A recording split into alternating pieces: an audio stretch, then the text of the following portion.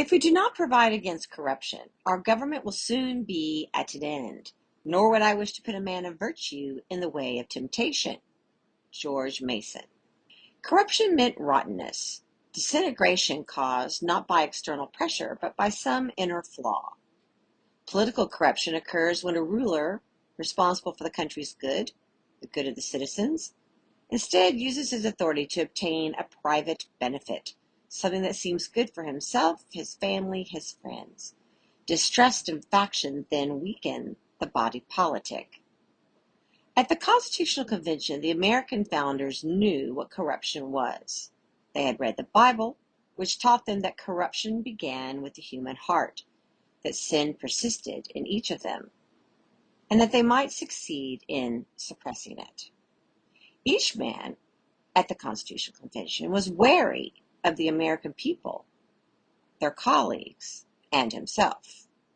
They had declared independence from the British Empire, a monarchic regime which had elevated political corruption to a routine practice, a way in which government ran. British monarchs exerted control over Parliament, the supposedly separate legislative branch, by offering key members positions within the royal administration, positions members could hold while continuing to sit in Parliament. The founders saw a similar form of corruption in George III's rule over the American colonies. Among the, quote, long train of abuses and usurpations, end quote, designed to reduce the colonists to the status of subjects under a, quote, absolute despotism, we find, quote, he had made judges dependent on his will alone for the tenure of their offices and the amount and payment of their salaries, end quote. And he has erected a multitude of new offices and sent hither swarms of officers to harass our people and eat out their substance, end quote. Such patronage bound public officials to the monarch, putting them at his service, turning them against governing for the good of the people governed. George III was no anomaly. Quote, all men having power ought to be distrusted to a certain degree, end quote. James Madison warned at the convention, corruption being ingrained in every human heart, the framers of the United States Constitution never supposed it to be limited to regimes in which one person or a few persons ruled. Elected representatives in a democratic republic might engage in corrupt rule as readily as tyrants who call themselves kings or oligarchs who call themselves aristocrats.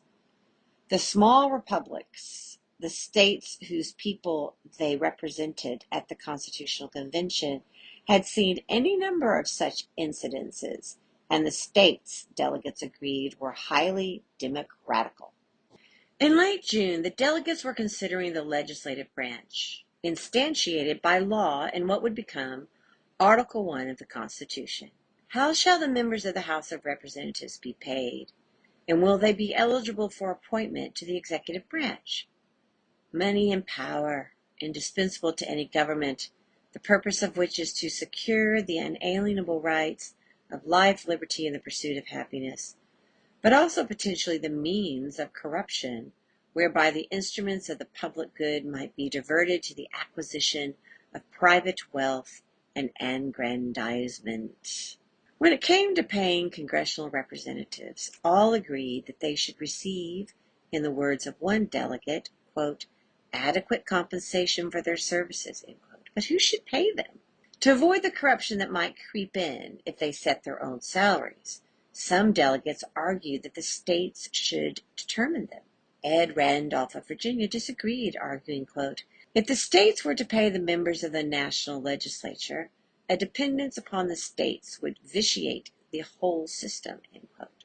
More specifically, Mason observed, this would make senators, quote, mere agents and advocates of state interest and views, instead of being the impartial umpires and guardians of justice and the general good, end quote. Alexander Hamilton concurred, distinguishing between, quote, the feelings and view of the people, end quote, and, quote, governments of the states, end quote. As the latter might well be unfriendly to, quote, the general government, since, quote, the science of policy is the knowledge of human nature, end quote, as it is seen in ruling and being ruled, and since such knowledge tells us that, quote, all political bodies love power, and it will often be improperly attained, end quote, state legislatures ought not be, quote, the paymasters, end quote, of federal officials. These arguments prevailed. Indeed, the state legislatures were to select the members of the United States Senate anyway, giving the state governments substantial influence on the congressional conduct. Control over pay would have extended states' control to the House of Representatives. Article 1, Section 6 stipulates that, quote, senators and representatives shall receive a compensation for their services to be attained by law, end quote, federal law, and, quote, paid out of the Treasury of the United States, end quote. George Mason expressed no concern about corruption in the form of salaries, but the corruption itself worried and disgusted him. He had also become increasingly concerned about the ability of the states to defend themselves against encroachments by a newly empowered federal government, which, he worried, might ruin the states by corrupt means. When the question of making congressional representatives ineligible for executive branch offices during their terms, and perhaps for a year after leaving office, he rose to say, quote, I admire many parts of the British Constitution and government, but I detest their corruption, end quote, citing, quote, the venality and abuses, end quote, of the British regime. He described the disqualification of congressmen from executive offices as, quote, a cornerstone of the fabric of the Constitution, end quote, the cornerstone on which liberties depends, end quote. Though mixed, the metaphor was ardently raised, for whether offices are filled by the executive, or as in Great Britain, or by the legislature as in Virginia, quote, many of their appointments are most shameful, end quote, quote, it is necessary to shut the door against corruption, end quote. If legislatures are allowed to take executive offices, quote, they might make or multiply offices in order to fill them, end quote, precisely what George III had done in North America. Mason identified ambassadorial posts as a rich field for such bestowals, as there are many small and obscure countries where a congressman might find himself and his wife elevated to high and remunerative positions in exchange for a few votes on important national matters. Exactly this practice explains why, quote, the power of the British Crown has so remarkably increased in the last century. Against this, proponents of dual office holding, in particular James Wilson of Pennsylvania, maintained that disqualification would prevent good men from serving their country to the fullest extent of their abilities. Elected representatives are likely seen by their fellow citizens as men of virtue and ability. Quote, this is truly a Republican principle. Shall talents which entitle a man to public reward operate as a punishment? End quote. In reply, Mason deprecated the thought, can such men not be found outside Congress? Or if congressmen leave Congress for executive branch positions, are no good men available to replace them? Quote, if we do not provide against corruption, our government will soon be at an end. Nor would I wish to put a man of virtue in the way of temptation. End quote. Although he opposed Mason on the larger question of empowering the federal government, Hamilton sided with him here. Quote, our great error is that we suppose mankind more honest than they are. End quote. But, quote, our prevailing passions are ambition and interest. End quote. Therefore, quote, when a member of Congress takes his seat, he should vacate every other office, end quote, whether in the state or the federal government.